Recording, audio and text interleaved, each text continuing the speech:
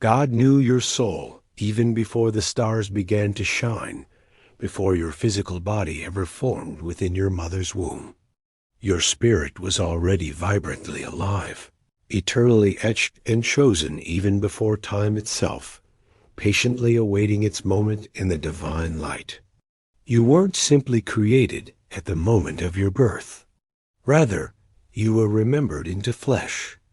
If this profound truth holds, then why does the world often feel so unfamiliar? Why does a persistent ache reside within you, constantly yearning for something more, even when your external life appears entirely sufficient? Could it be that your soul possesses a memory that your conscious mind has forgotten? The Bible subtly reveals this mystery of the soul's pre-existence. Ephesians 1-4 states, "He chose us in him before the foundation of the world." And Jeremiah 1-5 echoes, "Before I formed you in the womb, I knew you." What is the true meaning of these powerful words? What is your soul striving to communicate to you through feelings of longing, emptiness, or that persistent divine restlessness? Why do so many of us experience a profound sense of being out of place in this world? Why do we feel such intense, inexplicable connections with people we barely know? Why do our bodies react with shivers or tears before our minds can even process what is happening? Is your soul experiencing a profound homesickness for heaven? Is there a sacred, divine memory buried deep beneath the demands of your busy life, still gently whispering your true name? In this exploration, we will uncover what the Bible reveals about the soul before birth. We will delve into the ancient concept of the chamber of souls, understand why some individuals experience profound spiritual homesickness, and discover how your unique divine purpose was inscribed long before you drew your very first breath.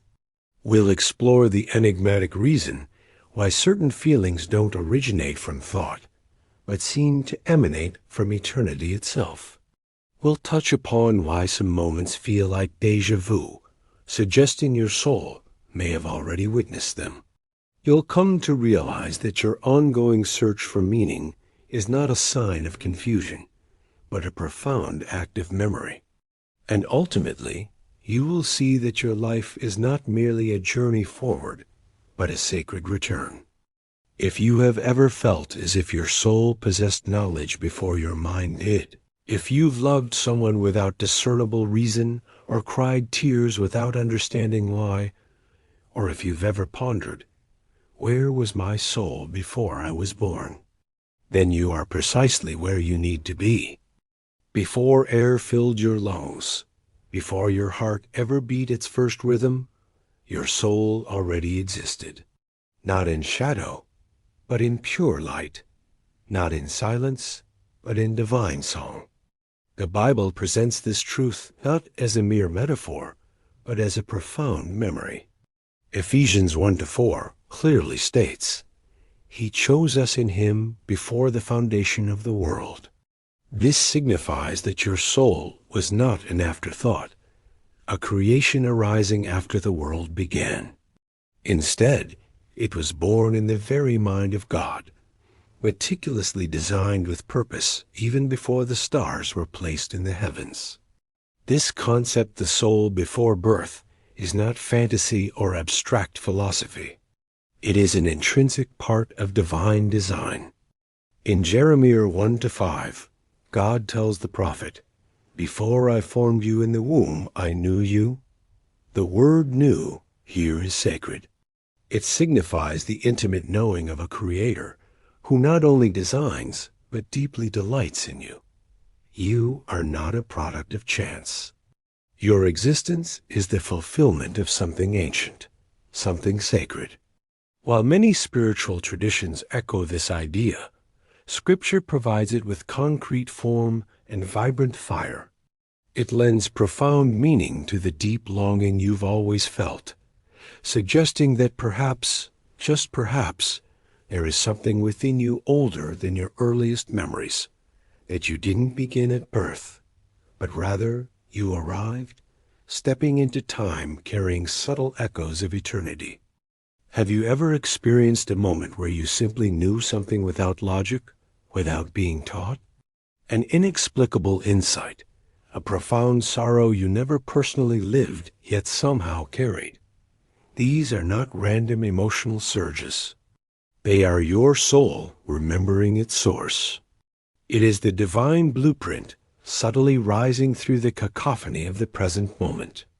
You were created for more than mere survival. You were formed with eternity woven into your very being. There is a liberating freedom in realizing you don't need to invent yourself. You only need to remember who you have always been in God's eyes. Your value is not something you earn. It is an inheritance. Your life is not without meaning. It is prophetic. You are not here striving to become someone. You are here to uncover the someone who is already known, already loved, already spoken into being. This truth should silence any shame and demolish the lie of being too late or too broken, because before you were even aware of yourself, God existed, and He declared you good. But if we were chosen before time, where exactly were we? What transpired in that mysterious space between eternity and the womb? What does it mean for our souls to patiently wait? Ancient Hebrew tradition speaks of the guf, the treasury of souls, a divine chamber where every soul resides before entering the earthly realm. While this concept isn't explicitly presented as doctrine in the Bible, its imagery deeply resonates with the idea that we were held before our birth, cradled in light, enveloped in glory, awaiting the precise moment eternity would breathe us into time. The Bible offers subtle hints of this pre-birth mystery. Ecclesiastes 12:7 states, "The dust returns to the ground it came from, and the spirit returns to God who gave it." If our spirit ultimately returns to God, then it logically must have originated from Him. There was a before, a divine waiting, a sacred choosing. Can you truly imagine your soul waiting, not with impatience, but with a holy anticipation, for the precise moment your name would be called, the moment your unique mission would commence? The profound idea that you were not randomly thrown into life, but rather released into it, reshapes everything. You were not born by accident. You were sent.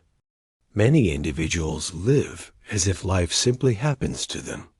However, when you grasp that your soul patiently waited, that it was specifically chosen and called, you begin to approach life with a transformed perspective. Suddenly, every breath takes on profound significance. Every encounter holds deeper meaning, and every pain carries an inherent purpose. Your journey was never intended to be random. It was always inherently sacred. Perhaps this explains why some infants possess a depth in their eyes that feels far older than their tender age, or why some children ask questions that seem remarkably wise for their years. Perhaps their souls are still fresh from that divine chamber, still radiating with a lingering glow of heaven's presence. And perhaps the persistent ache you feel when gazing at the stars, or when a particular song moves you to tears, is your soul deeply remembering its true origin. Have you ever entered a place and felt an unexplainable familiarity, as if your soul had been there long before your physical body arrived? These moments are not mere coincidences. They are clues, markers of a profound divine memory that you carry deep within. While the chamber of souls may not be visibly discernible, its subtle fragrance undeniably lingers within you. And the deep longing to go home is not about a geographical location. It is fundamentally about God. But if we originated from God and patiently waited in His divine presence, why do we not remember any of it? Why do we feel such a profound disconnection from our true starting point? This forgetting is part of the divine plan. It is not a punishment, but a profound act of protection. If we were to enter this world fully conscious of our divine origin, the sheer weight of that glory would be overwhelming, perhaps even crushing. The stark contrast between heaven's absolute fullness and earth's inherent brokenness would be unbearable. Therefore, we arrive wrapped in a veil of amnesia, not to lose our true selves, but paradoxically, to learn to love again. Ecclesiastes 3:11 tells us, "He has set eternity in the human heart. Yet no one can fathom what God has done from beginning to end."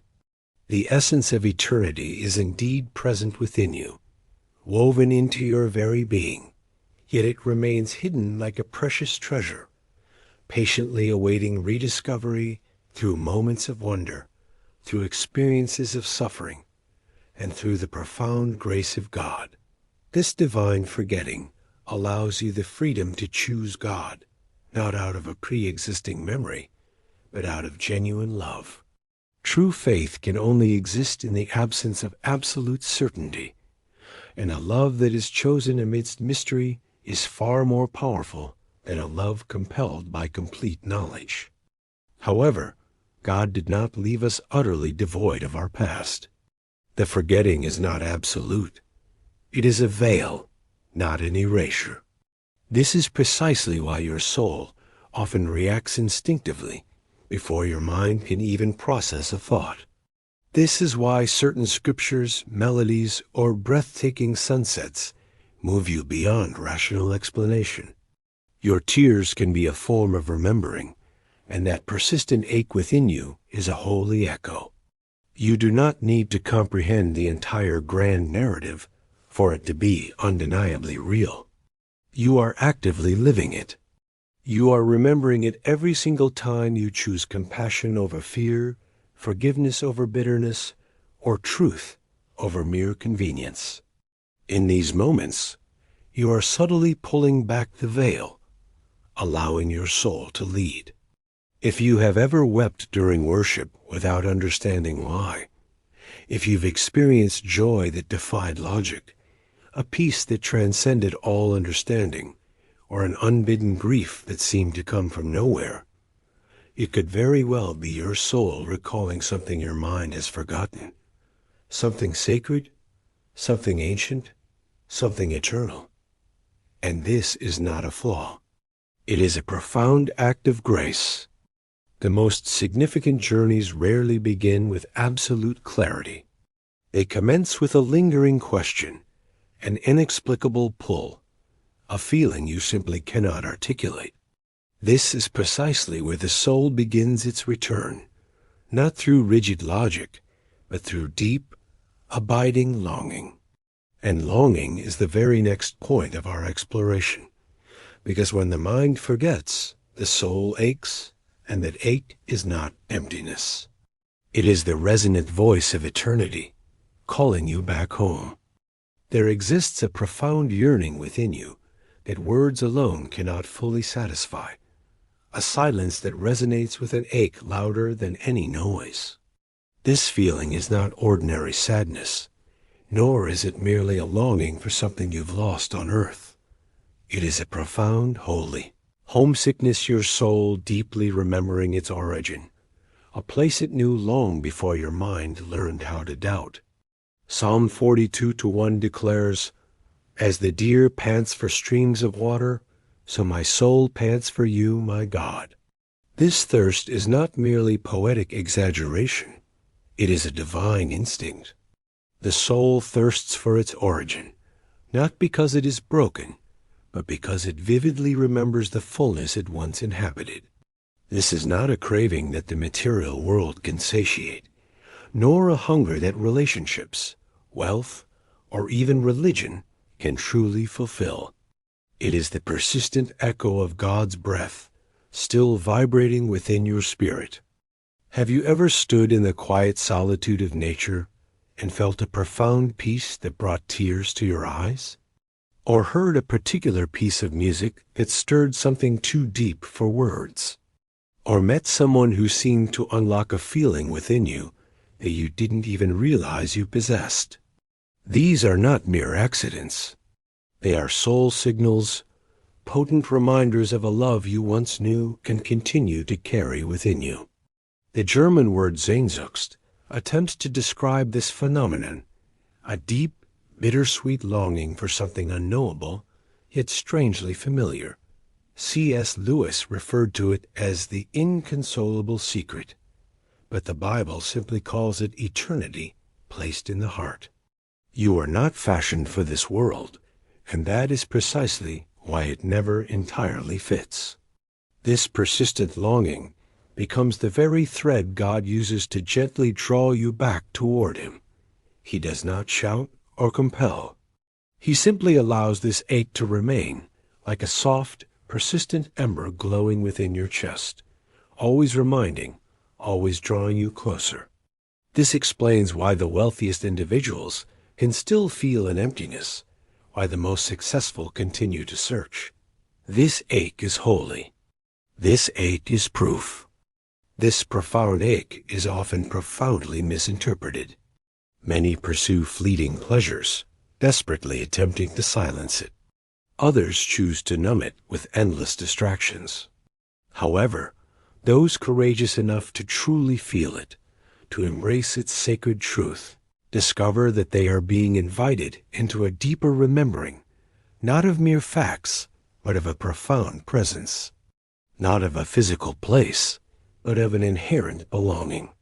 The crucial lesson here is, do not silence your ache. Let it speak. Let it sing. Let it guide you back to the God who lovingly placed it there. For this ache is not your adversary. It is your divine compass.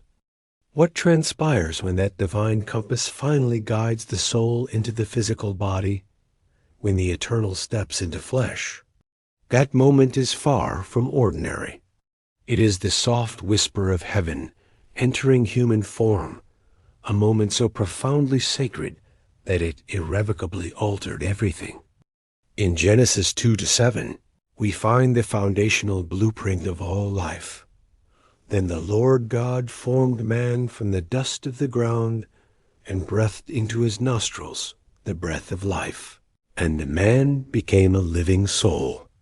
This verse transcends being merely the story of Adam. It encapsulates the divine rhythm by which every human soul enters this world. Dust alone is insufficient. It is the breath of God, the very whisper of eternity, that awakens the soul within the body.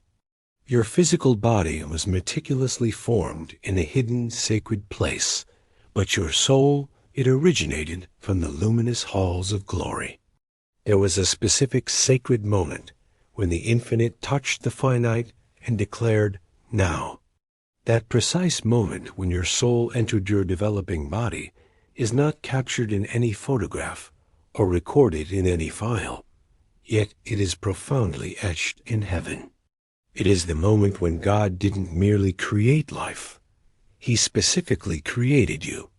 This is why every human life possesses inherent sacredness, because every human soul is a direct act of divine intention. You are not a mistake.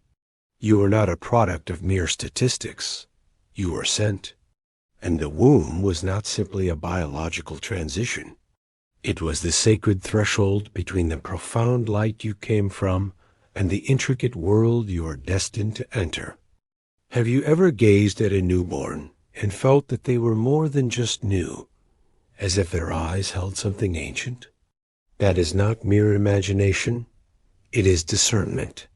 The soul enters the body not as a blank slate, but vibrantly alive with the delicate softness of innocence and the shimmering essence of eternity.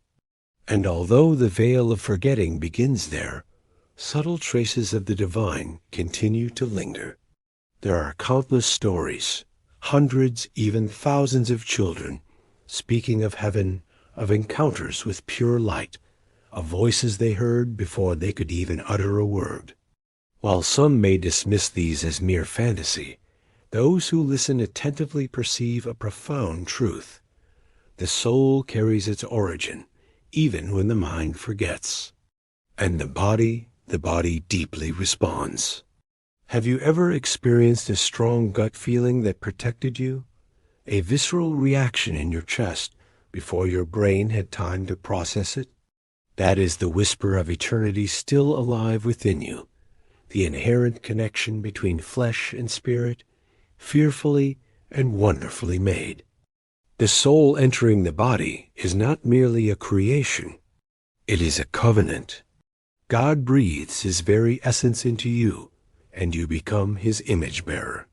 However, carrying the divine within a fragile, finite shell is not an easy task. The soul inherently remembers glory, while the body experiences pain. This inherent tension leads us into one of the deepest truths of our human journey.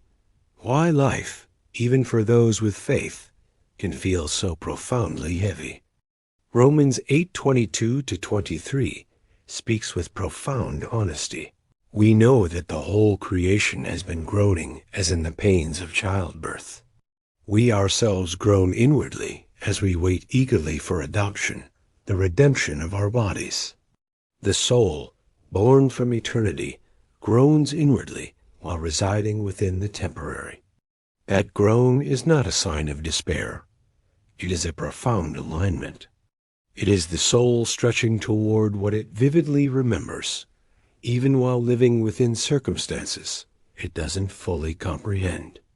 This is precisely why you can possess unwavering faith and still experience profound weariness, why you can implicitly trust God yet still grapple with deep struggles.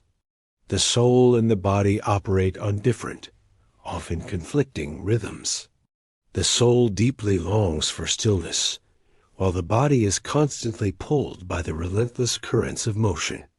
The soul thrives in a state of profound presence, while the world incessantly screams with immense pressure. And it is in this inherent space, between these two realities, that you exist. Have you ever felt as if your life should be more than what it currently is? As if, no matter how much you achieve, something essential remains missing? That feeling is not a sign of failure. It is your soul pushing against the confines of shallow living. It is not yearning for more money or increased fame. It is pleading for truth, meaning, and genuine connection. It is begging for heaven itself. This clash is holy. The very tension you experience signifies that your soul is still profoundly awake. The moment you cease to feel this internal pull is the moment you have begun to forget too deeply. But as long as you feel the persistent pull, the inherent contradiction, the occasional confusion, you are still actively remembering. And it is precisely within this space, this sacred conflict, that profound transformation occurs. You do not need to escape your humanity to discover God. Instead, you need to bring your complete humanity to Him. The ache in your bones, the lingering questions in your mind, the restless longing in your chest, these are not sins to be suppressed. They are profound signals to follow. You were never intended to be entirely comfortable here. Your soul was not designed to feel completely at home in a world where light flickers intermittently and love sometimes falters. That persistent discomfort is not a dysfunction. It is your destiny. The lesson is unequivocally clear. Stop fighting the tension. Instead, begin to honor it. Allow your pain to transform into prayer. Let your confusion evolve into genuine curiosity. Permit your exhaustion to become an act of deep surrender.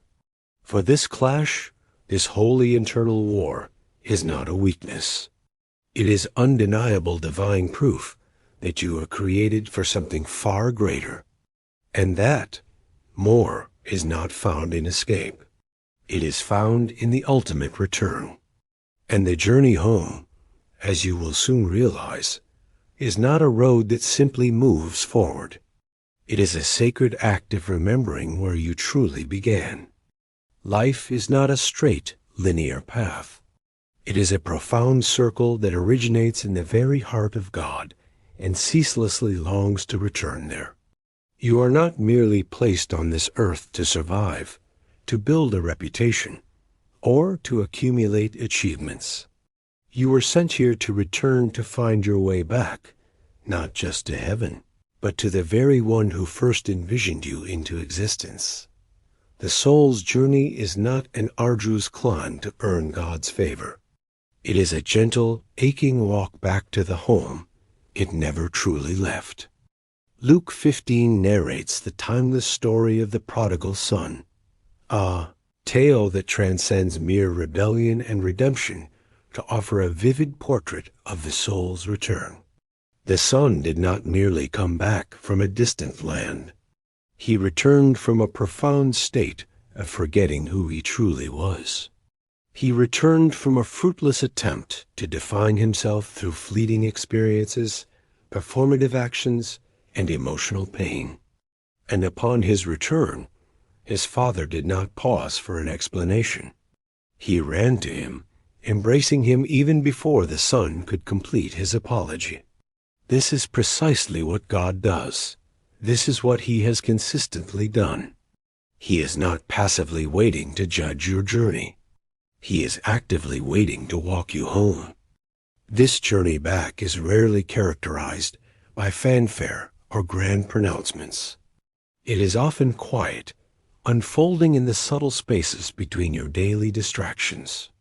It happens in those moments when something profoundly holy breaks through the relentless noise, when you feel a gentle nudge to pray, even when you are weary, when tears well up during a song, even though you weren't consciously sad, when you offer forgiveness to someone and feel a profound sense of lightness, even if they never uttered an apology. These are not mere coincidences.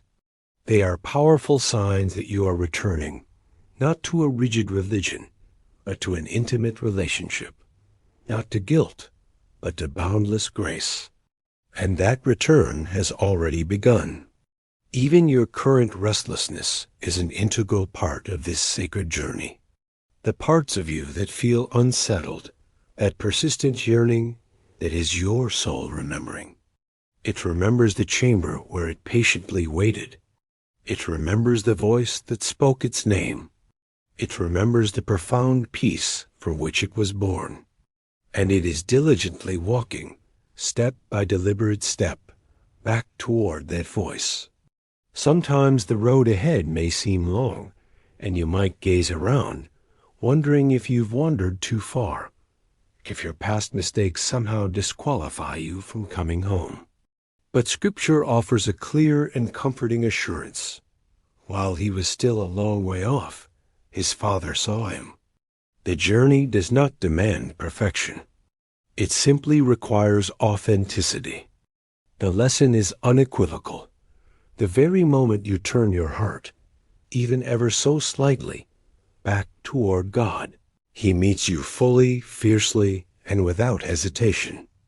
However, this return does not conclude with a mere hug.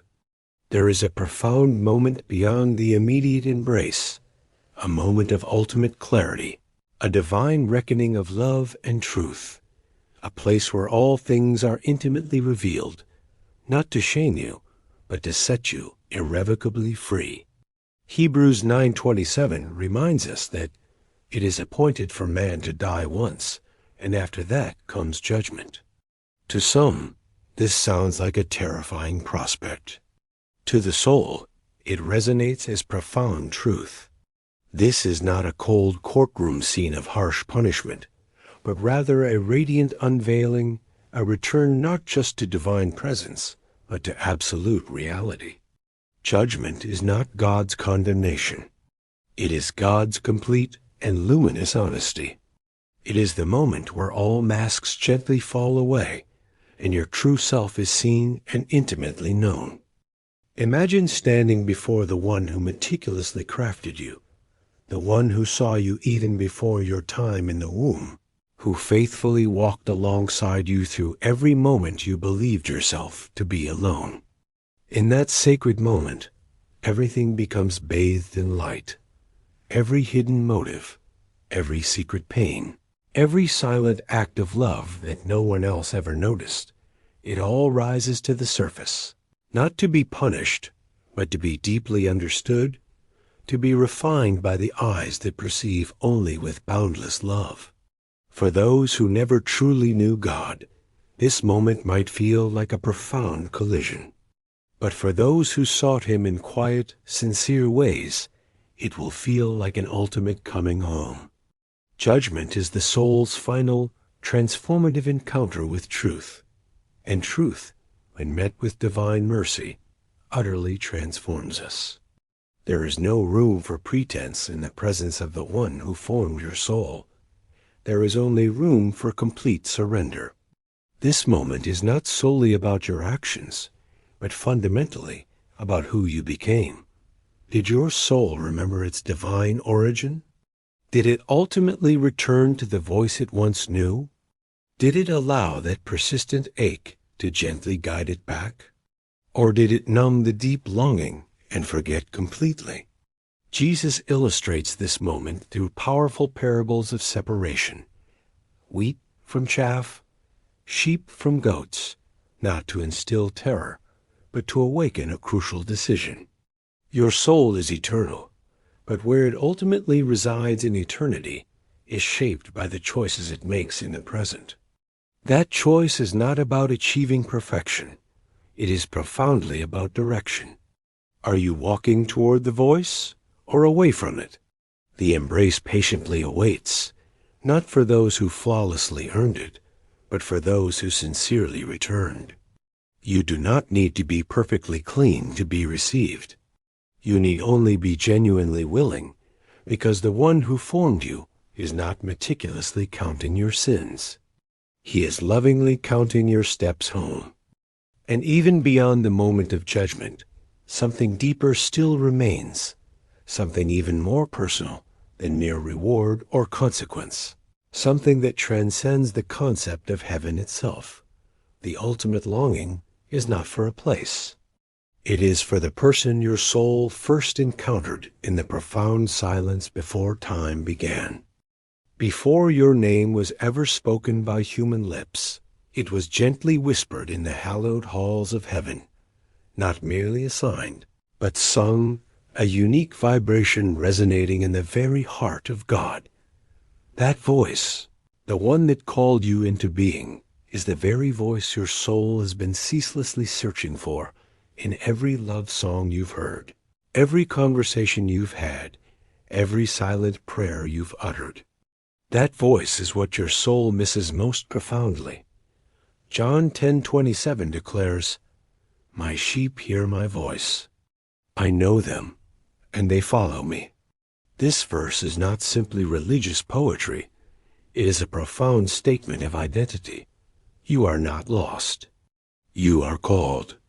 And the reason the world has never fully satisfied your deepest longings is because its many voices are not the one your soul was fundamentally made to hear. This explains why you can listen to a sermon and find tears flowing before the words fully register in your mind. Why you can read Scripture and feel an undeniable shift deep within your chest. Why even in your most despairing moments, something within you still flickers with hope. That flicker is your soul's enduring memory of the voice, the one who not only created you, but also chose you, named you, and continues to speak over you, even when you have wandered away. Even when you have silenced your spirit with countless distractions, that voice is whispered underneath, never ceasing, because true love does not abandon. It stays, it waits, it woos. And here lies the most profound mystery. The very longing you feel for God is, in essence, His own longing for you, mirrored back through the depths of your soul. You did not initiate this spiritual search.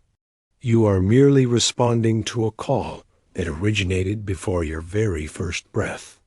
That is why the ache is so profoundly deep. It is ancient, it is divine, it is home. This voice is not confined within church walls or sacred texts. It speaks through breathtaking beauty, through profound pain, through the lives of other people, and through enveloping silence. It speaks in the inherent language of your original design. And when you finally pause long enough to truly listen, you will recognize it immediately. It is not the voice of a stranger. It is the very first voice you ever heard. So, the journey ultimately concludes where it began, with the voice, with the one who called you from glory to earth, from eternity into time, from breath into body. And now, he is calling you once more, not because he ever left, but because he deeply desires for you to remember.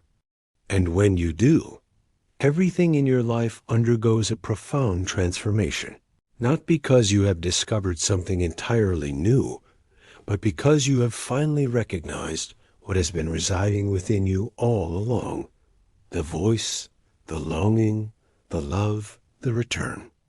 Perhaps you have always sensed something deeper pulling beneath the surface of your everyday life, a soft, persistent tug on your soul, a gentle whisper in your quiet moments, a profound sense that there is more to your story than what others can outwardly perceive. And perhaps, just perhaps, that silent voice echoing within you is not merely imagination or fleeting emotion. Perhaps it is memory, a holy memory, a sacred knowing, the kind that no teacher ever imparted, no book ever taught, the kind you didn't learn, but simply carried from a place beyond the constraints of time, a place before your very first breath, a place called home. When your soul aches and you cannot fathom why, when your eyes well up with tears in the presence of beauty or truth, and you struggle to explain it, when you feel love that arrives without discernible reason, or fear that enters without an obvious cause, these are not flaws in your emotional system. They are echoes. They are the soft, resonant vibrations of a spirit that once stood in the very presence of God and now aches to return. That persistent feeling of being out of place in this world is not because something is inherently wrong with you. It is because something is profoundly right within you. Your soul still remembers the luminous light from which it was born.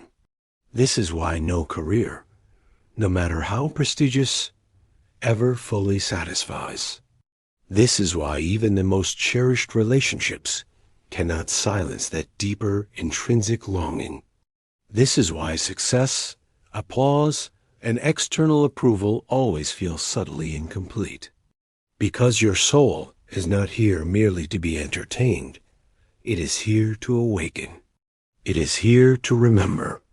It is here to walk the quiet, sacred road back to the voice that first called it into being.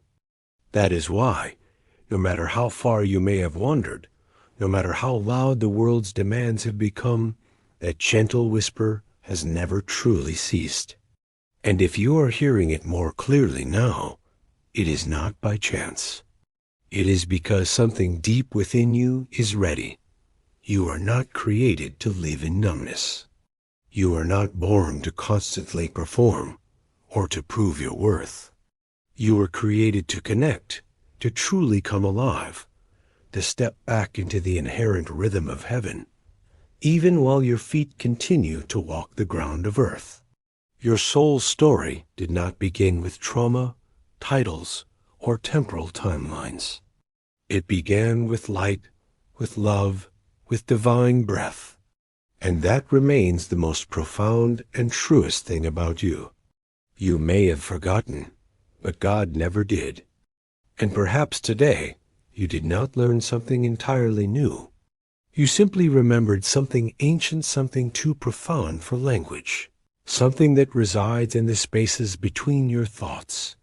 The truth is, you don't need to become more. You only need to become aware of what you already are. Chosen, known, eternal. From the sacred chamber of souls to the very breath in your body, from the ache of spiritual homesickness to the return of your spirit's voice. Your journey is holy, not because it is perfect, but because it was always an intrinsic part of the divine plan.